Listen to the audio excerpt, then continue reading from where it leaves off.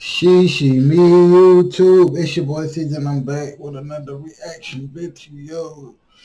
It's a big reaction video.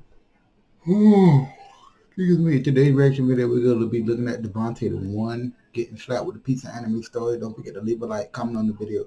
And if it brings you to the channel, don't forget to hit the subscribe button. We're on the road to 1K like I always say. Let's go again straight to this video.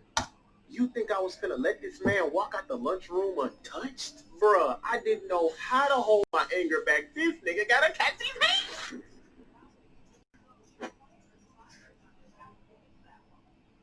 Yo, Pierre, you wanna come out here?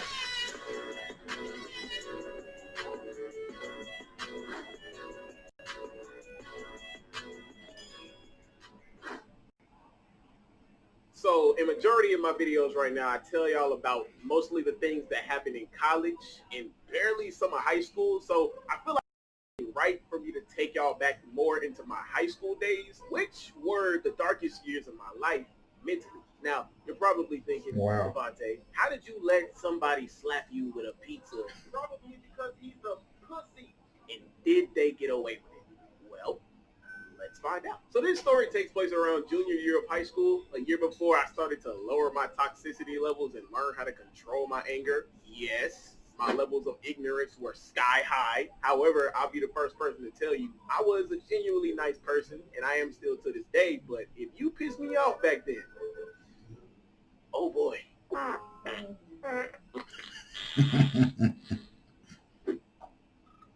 Hey, yo, you want a slice of this chocolate cake? Devontae, when do I ever turn down food? Yes, I want a slice of the cake and make it a big piece. So there was this one dude I associated myself with that year. We're going to call him Jim. I'm Kelly Loeffler. I approve this message. Raphael Warnock wants you to think his preaching isn't about politics. No, in my opinion, Joe was one of the second most annoying people I ever met in my life. Like, if the hyper squirrel from over the hedge had a human body, it'd be him. And that was the case because his toxic levels compared to mine were on steroids. But it wasn't nothing I couldn't. Like, we weren't friends, but we associated ourselves with each other because of that relatable toxicity we shared. So I let a lot of stuff that Joe did slide, go as far as even saying that we were both just toxic bricks. Now, we're not talking about the regular crack a joke regardless of the topic, have fun, make you get tough skin, we still buddy-buddy in the end type of toxicity. Nah, me and Joe were on that Modern Warfare 3 lobby type of timing. Like, if you survived the MW3 lobby before, then you know exactly what type of ignorance and toxicity I'm talking about. Bro, it was so bad we made people want to fight us after we got done roasting them. But I wasn't the one who caused the reaction every time. Joe did, because he had the intentions of breaking you down mentally to the core to hurt your feelings. So he did most of the damage for me and didn't care how they felt afterwards. However, I ain't finna act like I just sat here and didn't have the same intentions too, but like, it wasn't to the same degree as Joe did, because all I wanted to do was just have fun while roasting people, and I was courteous of their feelings, you know, until they pissed me off. Then I didn't care who I hurt. Now, there's nothing wrong with being a nice person, because at the end of the day, we all human. We got feelings that don't want to get hurt. But if you too nice, then people start to take advantage of you, not take you serious, and they'll start to treat you like you're beneath them. And that's exactly the type of energy I witnessed from Joe towards me one time. And what I did to him after, I don't regret, because he deserves it. And that was the start of my journey in not letting anybody run over me. I'm Kelly Loeffler. I approve this message. Raphael Warnock wants you to think his preaching isn't about.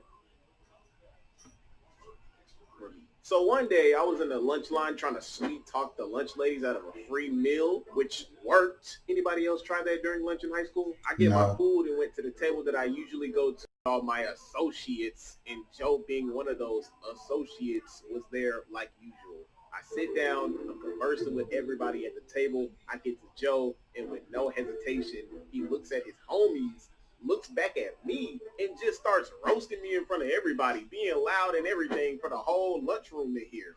I obviously caught on, and I was like, no, you're not gonna embarrass me in front of the entire lunchroom. So I started roasting him back to defend myself. Everybody laughing at his jokes, everybody laughing at my jokes. I see what he's doing, but I keep it to myself.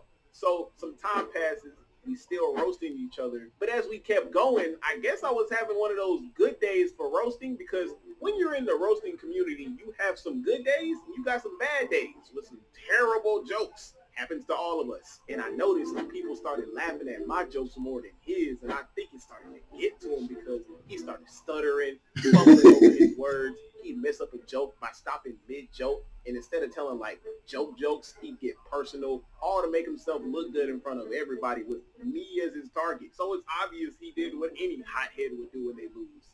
He got heated. Now, Joe had two options: either take the L and walk with it, or be a try-hard and do something very risky that he would probably regret just to get the dub. That was it. Y'all read the title. Nigga slack you with a pizza. Say something about me again, I'll slap your ass with a pizza. You ain't gonna do shit. Damn, you really about to rock my shit. Nah. There ain't gonna be no cliffhanger part 2 video. This man not only tried to embarrass me in front of the entire lunchroom, but he tried to make me look like an easy target. You think I was gonna let this man walk out the lunchroom untouched? Bruh, I didn't know how to hold my anger back. This nigga gotta catch these hands. So at that very moment, I made up my mind.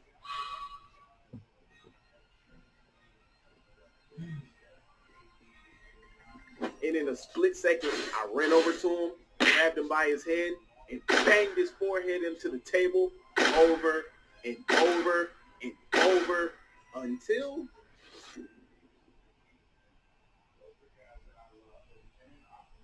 Eventually, security got to us, and we got in trouble because it was considered fighting. But the next day, I saw Joe. He had this huge knot on the side of his head. Like, bro had a forehead on his forehead. Did I feel bad about it? No, not at all. And what I did completely outweighed what he did to me, because for the rest of the year, everybody he knew, including his friends, joked on his knot. Hey, man. I guess Devontae was not having it. Gonna slap him again? Not today. Y'all chill out. Joe's got a lot on his mind right now. It could not be me.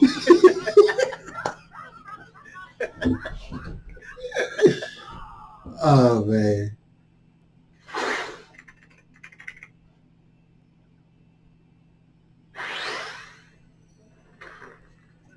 Yeah, that was funny, bro. That was funny. I ain't gonna count.